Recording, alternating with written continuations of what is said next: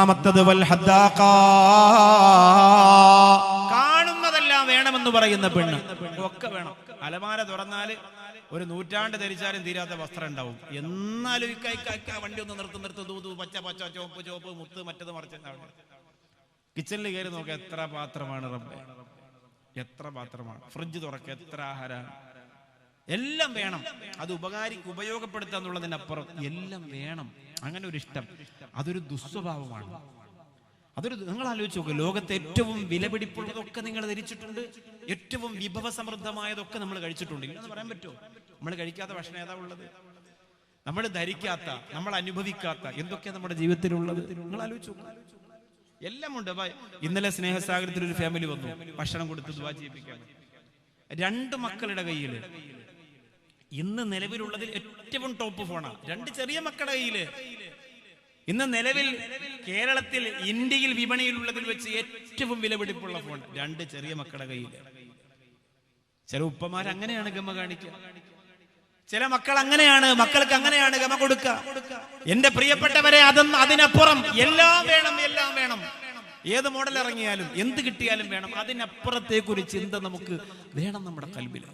മഹദിയായ ഫാത്തിമ റളിയല്ലാഹു തആല അൻഹ ഗർഭവതിയായിരിക്കുന്ന സമയത്ത് പോലും ആഗ്രഹിച്ച ഒരു പഴം പോലും കഴിക്കാൻ കഴിയാത്ത ജീവിതത്തിന്റെ നീരുറവയുണ്ടായിരുന്നു അവർക്ക്. എന്റെ പ്രിയപ്പെട്ട സഹോദരിമാരെ, അതുകൊണ്ട് ആവശ്യത്തിന് വീട്ടിനകത്ത് ആവശ്യത്തിനുള്ള ഉപകരണങ്ങൾ, വസ്ത്രങ്ങൾ, ഉടയാടകളൊക്കെ വേണം. അതിനപ്പുറത്തേക്ക് എന്ത് കണ്ടാലും വാങ്ങുക എന്ന് പറയുന്ന സ്വഭാവം ഉമ്മു സലമ റളിയല്ലാഹു അൻഹയ്ക്കില്ലായിരുന്നു. സ്വർഗീയമായ ലോകത്തിന്റെ അനുഭൂതി ആസ്വദിച്ചു മരിക്കാനും ജീവിക്കാനും കൊതിക്കുന്നവരെ, ആ സ്വഭാവം നമുക്ക് ഉണ്ടാവാൻ പാടില്ല. ബറാക്കത്താണ് അടുത്തത്. എപ്പോഴും മേക്കപ്പാണ്. മരണത്തിന് പോയാലും സുബ്ഹാന റബ്ബി ഇറങ്ങിയെടുക്കുക 1.5 മണിക്കൂർ എടുക്കും. അവിടെ മിനിക്ക്, ഇവിടെ മിനിക്ക്. ഇന്ന് അതിനൊക്കെ പറ്റിയ പൗഡർ, കളറ്, സാരിക്ക് പറ്റിയ ആ നിറത്തിന് പറ്റിയ ബ്ലൗസ്, പിന്നെ ആ നിറത്തിന് പറ്റിയ ലിപ്സ്റ്റിക്ക് എന്നൊക്കെ പറഞ്ഞാല് പല മോഡലില്ല. ഇങ്ങനെ ഇട്ടിട്ട് ചുണ്ട് ഇങ്ങനെ അറിയില്ല, അങ്ങനെ മിക്സായി വരുമെന്നൊക്കെ പറയുന്നുണ്ട് കളർ. അങ്ങനെ എന്തൊക്കെയോ വരച്ച് കാണിച്ച് വെച്ച്. പുരുഷന്മാര് മോശമൊന്നുമല്ല, ഇപ്പൊ പുരുഷന്മാരൊക്കെ ഇറങ്ങിയിട്ടുണ്ട്. ഇപ്പൊ ഈ ഇൻസ്റ്റൊക്കെ വന്നതിന് ശേഷം ഇച്ചിരി ഗ്ലാമറൊക്കെ അങ്ങനെ പലരും ശ്രമിക്കുന്നുണ്ട്. അപ്പൊ ഇത് നമ്മുടെയൊക്കെ ജീവിതത്തിൽ നമ്മൾ ആലോചിക്കും, ഭംഗി വേണം. ഒരു പുറത്തിറങ്ങുമ്പോൾ ഒന്ന് വൃത്തിയാവുക, മുടിയൊക്കെ ഒന്ന് ചീകി വെക്കുക, ദാടിയൊക്കെ ഒന്ന് ചീകി വെക്കുക, നല്ല നല്ല വസ്ത്രം ധരിക്കുക, സുഗന്ധം പൂശുക. എത്ര സുന്ദരമാണ്. അതിനപ്പുറം ഈ കോമാളിത്തരങ്ങൾ കാട്ടിക്കൂട്ടുന്നതിന് നമ്മൾ ആലോചിക്കുക. ഇന്ന് നമ്മുടെ സഹോദരിമാര്, പെൺകുട്ടികള് സ്കൂളിലേക്ക് കൊണ്ടുപോകുന്ന ബാഗ് നോക്ക്. നിങ്ങളോടൊപ്പം യാത്ര ചെയ്യുന്നില്ല നിങ്ങളുടെ മക്കള്, ബാഗ് നോക്ക്. ആ ബാഗിനകത്ത് എന്തൊക്കെ കളർ ഉണ്ടാവും, എന്തൊക്കെ സാധനം ഉണ്ടാവും.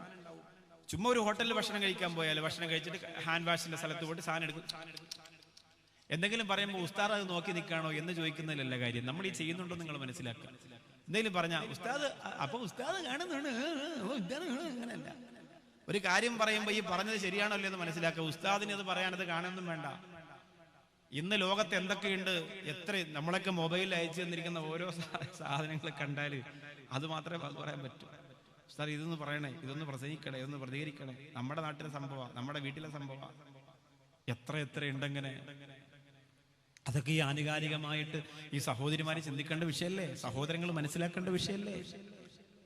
നമ്മൾ ഈ നസീഹത്തിന്റെ സദസ്സിലല്ലാതെ എവിടെയാണത് പറയാ? ഏതെങ്കിലും ട്രോളന്മാരെ, നിരീശ്വരവാദികള് വാലും പൊക്കി ഓടും. അവരെന്തെങ്കിലും പറയുന്നു മേടിച്ചിട്ട് ഇസ്ലാമിന്റെ ഈ സുന്ദരമായ മൂല്യത്തെ പറയാതിരിക്കാൻ പറ്റുമോ? എത്ര കൊല്ലം കൊണ്ട് അവർ പറയുന്നു, നമ്മൾ എത്ര കൊല്ലം കൊണ്ട് പറയുന്നു. അതിങ്ങനെ പറയും. അതൊരു ഇസ്ലാമിക ദഅവത്ത് എന്ന് പറയുന്നത് ഈ കാലഘട്ടത്തിൽ ഒരു ജിഹാദാണ്. അൽഹംദുലില്ലാഹ്. ഇവിടുത്തെ പുത്തനങ്ങാടിയുടെ സംഘാടക സമിതിക്കാരോട് പറയാണ്, ഒരു കാലത്ത് നിങ്ങൾ ഈ പ്രസംഗ മജ്ലിസ് അവസാനിപ്പിക്കരുത് പ്രിയപ്പെട്ടവരെ. അത് നിങ്ങൾക്ക് നിങ്ങളുടെ ദറസിന് സാമ്പത്തികം തരുന്നതിനപ്പുറം ഇത് ഇസ്ലാമിന്റെ ജീവനാണ്. ഉസ്താദുമാരെ കൊണ്ടുവരിക, ഹാഫിദുകളെ കൊണ്ടുവരിക, സയ്യിദുമാരെ കൊണ്ടുവരിക. ഈ ജനങ്ങൾക്ക് മലബാറിന്റെ തീരത്ത് എവിടെയും കിട്ടാത്ത ഈ പാരാവാരം പോലെ പരന്നു കിടക്കുന്ന വിശാല വിസ്തൃതമായ സദസ്സിന്റെ ജീവനാടിയായ ജനങ്ങൾക്ക് ഇൽമു പറഞ്ഞു കൊടുക്കുക. റമദാൻ വരെയല്ലേ, ഒന്ന് നന്നാവാൻ, ഖുർആൻ ഓതാൻ, ദിക്ർ ചൊല്ലാൻ, വസ്ത്രം ധരിക്കുന്നതില്, ശരീരം ശ്രദ്ധിക്കുന്നതില്, കുടുംബജീവിതം നയിക്കുന്നതില്, മക്കളെ വരുത്തുന്നതില്, അതിലൊക്കെ ഒരു ഗുണപാഠത്തിന് നല്ലതാണ്. പല ഉറൂസുകളിലും പ്രഭാഷണങ്ങൾ അവസാനിപ്പിക്കുകയാണ്. ആളുകൾ ഇരിക്കുന്നില്ല, ആളുകൾക്ക് അതിന് സമയമില്ല. കമ്പോളത്തിൽ കറങ്ങണം, ഭക്ഷണം വാങ്ങണം, പോണം. അതിനപ്പുറത്തേക്ക് ഒരു ഇൽമിന്റെ മജ്ലിസ് ഒരു ബറക്കത്താണ്. പുത്തനങ്ങാടി ശുഹദാക്കളുടെ ഈ മജ്ലിസിലെയും മസ്ജിദിന്റെയും സംഘാടക സമിതിക്ക് അല്ലാഹു എല്ലാ ഇസ്സത്തും പ്രദാനം ചെയ്യട്ടെ, എല്ലാ സന്തോഷവും അല്ലാഹു കൊടുക്കട്ടെ. മടങ്ങി വരികയാണ് എന്റെ പ്രിയപ്പെട്ടവരെ. ഉമ്മു സലമ റളിയല്ലാഹു തആല അൻഹയും അബൂ തുൽഹ റളിയല്ലാഹു തആല അൻഹയും ജീവിതത്തിൽ ഈ പറഞ്ഞതുപോലെ ഒരു പോറലേൽക്കാത്ത, സംസാരം കൊണ്ട് വേദനിപ്പിക്കാത്ത, നോട്ടം കൊണ്ട് പ്രയാസപ്പെടുത്താത്ത കുടുംബജീവിതമാണ് ഉണ്ടായിരുന്നത്. ആ ജീവിതമാണ് നമുക്കും വേണ്ടത്. സ്വർഗത്തിലേക്ക് പോകാൻ ഭർത്താവിന്റെ പൊരുത്തം അൽഹംദുലില്ലാഹ് നസീബാക്കി കിട്ടുന്നത് പോലെ തന്നെയാണ് ആ പൊരുത്തക്കേട് മതിയാളിപ്പടരുന്ന നരകത്തിന്റെ അഗ്നിഗോളത്തിലേക്ക് വലിച്ചെറിയപ്പെടാൻ തിരിച്ചും ഭർത്താക്കന്മാരും ശ്രദ്ധിക്കേണ്ടത് എങ്ങനെയാണ്? ഒരു പ്രിയപ്പെട്ട ഭാര്യയെ പൊന്നുപോലെ നോക്കി വളർത്തി, അവൾ പ്രസവിക്കുന്ന മക്കളെ പോറ്റി വളർത്തി, അവർക്ക് വേണ്ട ഭക്ഷണം കൊടുത്ത്, സംവിധാനം കൊടുത്ത്, സൗകര്യം കൊടുത്ത് ഒക്കെയും അല്ലാഹുവിന്റെ സ്വർഗത്തിലേക്ക് നിന്നെ കൊണ്ടുപോകുന്നതാണ്. അതിനപ്പുറം എന്റെ പ്രിയപ്പെട്ട മുസ്ലിമേ, അതിന് എതിരെ നിങ്ങൾ പ്രവർത്തിച്ചാൽ, അവരെ കയറൂരി വിട്ടാൽ, അവരെ താന്തൂന്നികളാക്കിയാൽ, ചോദിക്കാനും പറയാനും ആളില്ലാത്തവരെ പോലെ അവരെ ഒഴിവാക്കി വിട്ടാൽ അല്ലാഹുവിന്റെ ലോകത്ത് നമ്മൾ സമാധാനം പറയേണ്ടി വരും എന്റെ പ്രിയപ്പെട്ടവരെ. അതൊക്കെ നമ്മൾ വളരെ ശ്രദ്ധിക്കണം. എന്റെ പ്രിയപ്പെട്ട സഹോദരങ്ങളിലേക്ക് മടങ്ങി വരികയാണ്. ഉമ്മു സലമ റളിയല്ലാഹു തആല അൻഹയുടെ ജീവിതത്തിലെ ഏറ്റവും പ്രധാനപ്പെട്ട അടുത്തൊരു ഗുണപാഠമാണ് ക്ഷമയെന്ന് പറയുന്ന മഹാസംഭവം. തന്റെ പ്രിയപ്പെട്ട പൊന്നുമോന് മരണപ്പെട്ടു പോയപ്പോ എന്റെ പുത്തനങ്ങാടിയിൽ വന്ന സഹോദരിമാരോട് പറയുകയാണ്. എത്ര ഉസ്താദുമാരുടെ നാവിൽ നിന്ന് ആ ചരിത്രം നിങ്ങൾ കേട്ടിട്ടുണ്ട്, ഞാൻ അതുകൊണ്ട് വിശദീകരിക്കുന്നില്ല. എത്ര ഉസ്താദുമാര് പാടിയും കരഞ്ഞും പറഞ്ഞും നിങ്ങൾ ആ ചരിത്രം കേട്ടിട്ടുണ്ട്. താൻ പ്രസവിച്ച പൊന്നുമോൻ മരിക്കുന്ന രംഗമുണ്ടല്ലോ, ലോകത്തൊരു മാതാവിനും ഉൾക്കൊള്ളാൻ പറ്റാത്ത ഒന്നാണ്. ലോകത്തൊരു മാതാവിനും ഉൾക്കൊള്ളാൻ പറ്റാത്ത ഒന്നാണ്. അവസാനമായി ഇപ്പൊ കേരളം കണ്ടുപോയത് സന്ദീപക്കം എന്ന് പറയുന്ന ചെറുപ്പക്കാരന്റെ മയ്യത്തിന്റെ മുമ്പിൽ മാതാവിന്റെ കരച്ചിലാണ്. ഒരു മാതാവിന് അങ്ങനെയല്ലാതെ പിന്നെ എങ്ങനെയാണ് പറയാൻ കഴിയുന്നത്? ഒരു മാതാവിന് അങ്ങനെയല്ലാതെ പിന്നെ എങ്ങനെയാണ് പറയാൻ കഴിയുന്നത്? എന്റെ പൊന്നുമോൻ മുസ്താഖ് അഹമ്മദ് മരണപ്പെട്ട് ഞാൻ മയ്യത്ത് കുളിപ്പിക്കുമ്പോ എന്റെ ഭാര്യന്റെ അരികിലേക്ക് വന്നു പറഞ്ഞതാണ്, ഞാനൊരു മുത്തം കൊടുത്തോട്ടെ എന്റെ തങ്കക്കുടത്തിന്. ഉമ്മമാരെന്ന് പറയുന്നത് എങ്ങനെയാണ്? മഹാസ്നേഹത്തിന്റെ പ്രപഞ്ച വിസ്മയം തീർക്കുന്ന ഹൃദയത്തിന്റെ ഉടമകളാണവര്. അതുകൊണ്ട് അല്ലാഹുവേ, അബൂ തുൽഹ റളിയല്ലാഹു തആല അൻഹു ജോലിക്ക് വേണ്ടി ഇറങ്ങി പോകുമ്പോ ശാരീരികമായ അസ്വസ്ഥതയുള്ള പ്രിയപ്പെട്ട പൊന്നുമോനെ മൂടി പുതഞ്ഞു കിടത്തിയിട്ടാ പോകുന്നത്. ഉമ്മു സലമ റളിയല്ലാഹു തആല അൻഹ നോക്കുമ്പോ തന്റെ പൊന്നുമോന് അസുഖം കൂടി മരണപ്പെടുകയാണ്.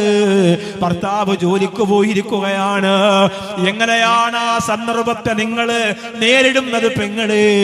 ഈമാനുള്ള മുത്തഖിയായ ഭർത്താവിനെ സ്നേഹിക്കുന്ന ഉമ്മു സലമ പിന്നെ എങ്ങനെയാണ് സ്വർഗത്തിന്റെ പരിമളം പരത്തുന്ന പുണ്യമൺപനിയിലൂടെ ആ മഹദിയുടെ കാൽച്ചുവട് നടക്കാതിരിക്കുന്നത് എങ്ങനെയാണ്?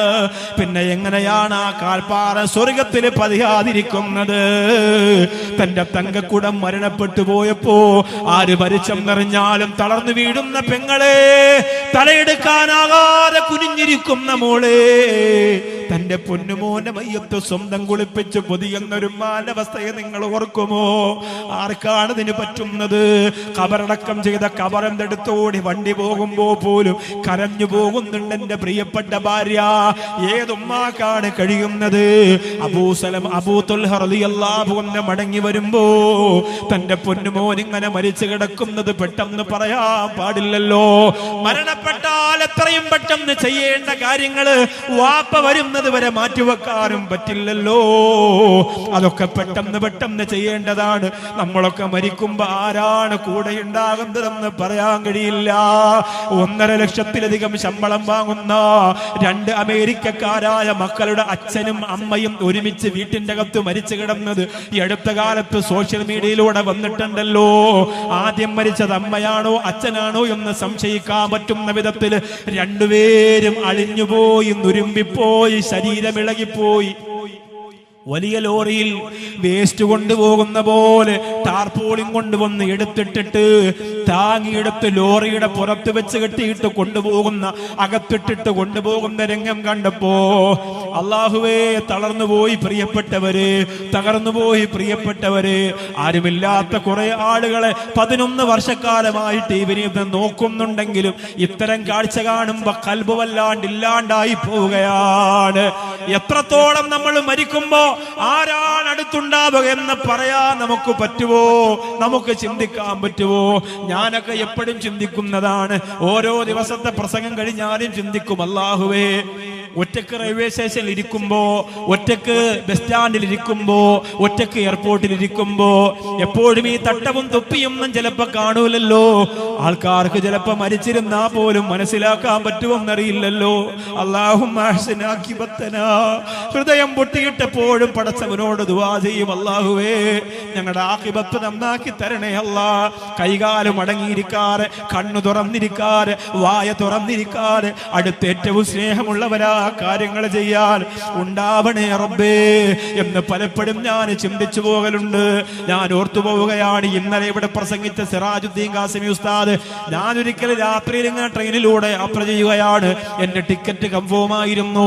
ആ ടിക്കറ്റ് കൊണ്ട് വിരിപ്പെല്ലാം വിരിച്ച് ഉറങ്ങാനുള്ള തയ്യാറെടുപ്പിന് മുമ്പ് ഒന്ന് ട്രെയിനിന്റെ ടോയ്ലറ്റിൽ പോയി മൂത്രമടിച്ച് വരാമെന്ന് പറഞ്ഞ് ഞാൻ ടോയ്ലറ്റിലേക്ക് പോകുമ്പോ ടോയ്ലറ്റിന്റെ സൈഡിൽ ടിക്കറ്റ് കൺഫേം ആകാത്തത് കൊണ്ട് അവിടുത്തെ സ്റ്റാഫുകൾ കിടന്നുറങ്ങുന്ന ഒരു ചെറിയ തിട്ടയുണ്ടല്ലോ, അതിന്റെ മുകളിൽ സിറാജുദ്ദീൻ ഖാസിമി കിടന്നുറങ്ങുന്ന രംഗമാണ് കണ്ടുപോയത്. ആ ഉറക്കം കണ്ടിട്ട് എനിക്ക് ഉണർത്താൻ തോന്നിയില്ല. കാരണം എത്രയോ പ്രസംഗം കഴിഞ്ഞ് ക്ഷീണിച്ചു വരുന്നവരല്ലേ എന്റെ പ്രിയപ്പെട്ടവരെ. അങ്ങനെയാണ് ഓരോരുത്തരെ യാത്ര ചെയ്യുന്നത്. ഈ അടുത്ത സമയത്ത് വിട പറഞ്ഞു പോയ സമസ്ത മുശാവറ മെമ്പർമാരായ ഗുരുനാഥന്മാരെല്ലാം അങ്ങനെ തന്നെയാണ്. സെക്രട്ടറിമാരില്ലാതെ, സെക്യൂരിറ്റിമാരില്ലാതെ, ഒരു ചെറിയ ബേഗം കയ്യിൽ വെച്ചുകൊണ്ട് രാത്രിയും പകലുമില്ലാതെ സുന്നത്ത് ജമാഅത്തിന്റെ ഖിദ്മത്തിന് വേണ്ടി, അല്ലാഹുവേ സമസ്തയുടെ പൊരുത്തത്തിന് വേണ്ടി യാത്ര ചെയ്യുന്നവരാണ്. ചിലപ്പോ ബസ് സ്റ്റാൻഡിൽ കാണാ, ചിലപ്പോ റെയിൽവേ സ്റ്റേഷനിൽ കാണാ, ചിലപ്പോ എയർപോർട്ടിൽ കാണാ, ചിലപ്പോ വഴിയോരത്ത് ഏതെങ്കിലും വാഹനം വരുന്നത് കാത്തു നിൽക്കുന്നത് കാണാ. അല്ലാഹുവേ ഞങ്ങളുടെ പ്രിയപ്പെട്ട ഉസ്താദുമാരെ നീ അനുഗ്രഹിക്കണേ അല്ലാ. ജിഫ്രി തങ്ങളും അങ്ങനെയാണ്, ഒറ്റക്കാണ് യാത്ര ചെയ്യുന്നത്. ചെറിയ ഒരു ഫോണാണ് കയ്യിലുള്ളത്, അതുകൊണ്ട് ഇങ്ങനെ ഒറ്റക്ക് ദീർഘദൂരെ യാത്ര ചെയ്യുന്നവരാണ്. എപ്പോഴും ദുആ ചെയ്യണം, അല്ലാഹുവേ അല്ലാഹുവേ അല്ലാഹുവേ ഈമാനോട് കൂടിയുള്ള മരണമല്ലാതെ ഞങ്ങൾക്ക് തരല്ല അല്ലാ. ഞങ്ങളുടെ അന്ത്യം നീ നന്നാക്കി തരണേ അല്ലാ. പടച്ചവരി മജ്ലിസിന്റെ ബറക്കത്ത് കൊണ്ട് അതിനുള്ള മഹാഭാഗ്യം തരട്ടെ. എന്റെ വിഷയത്തിലേക്ക് മടങ്ങി വരുന്നതിന് മുമ്പ് എന്റെ ജീവിതത്തിലെ ഏറ്റവും വലിയ സന്തോഷമാണ് മുതഅല്ലിമീങ്ങളെ സഹായിക്കാൻ വേണ്ടി കൈനീട്ടുക എന്നത്. 75ഓളം വരുന്ന മുതഅല്ലിമീങ്ങളുള്ള ഒരു റഹ്മാനിയ ഹിഫ്ളുൽ ഖുർആൻ കോളേജ് ആൻഡ് ദറസ് അറബിക് കോളേജ് ഈ വിനീതന്റെ നേതൃത്വത്തിൽ എന്നെ 6 വർഷം ഇൽമ പഠിപ്പിച്ച എന്റെ ഉസ്താദിന്റെ നേതൃത്വത്തിൽ നാട്ടിൽ നടക്കുന്നുണ്ട്.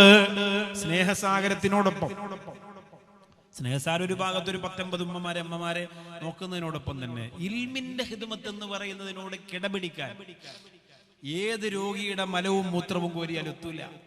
അതങ്ങനെയാണ്. അതായത് ഈ സ്നേഹസാഗരം തുടങ്ങി 11 വർഷമാണെങ്കിൽ ഹിഫ്ളുൽ ഖുർആൻ കോളേജ് തുടങ്ങിയിട്ട് 7 വർഷമാകും. 10-75ഓളം മക്കള് മാഷാ അല്ലാഹ്. എന്ത് രസമാണ് അവിടെ ചെല്ലുമ്പോ, അവരെ കാണുമ്പോ. അവർക്ക് ആഴ്ചയിൽ ഒരിക്കൽ പോയി ഒരു ചെറിയ പാഠം, ഒരു കിതാബിൽ ഏതെങ്കിലും ഒരു പാഠം അൽഹംദുലില്ലാഹ് അത് തീരുമ്പോൾ അടുത്തൊരു പാഠം അത് എടുത്തു കൊടുക്കുമ്പോ അവർക്ക് എന്തെങ്കിലുമൊക്കെ പ്രസംഗത്തിന്റെ കണ്ടന്റുകള്, പിന്നെ അങ്ങനെ അവരോടൊപ്പം ഇരുന്ന് വർത്താനം പറയുമ്പോൾ കിട്ടുന്ന സുഖം, അവരോടൊപ്പം ഭക്ഷണം കഴിക്കുമ്പോൾ അത് ലോകത്ത് ഒരു സ്ഥലത്തും കിട്ടൂല.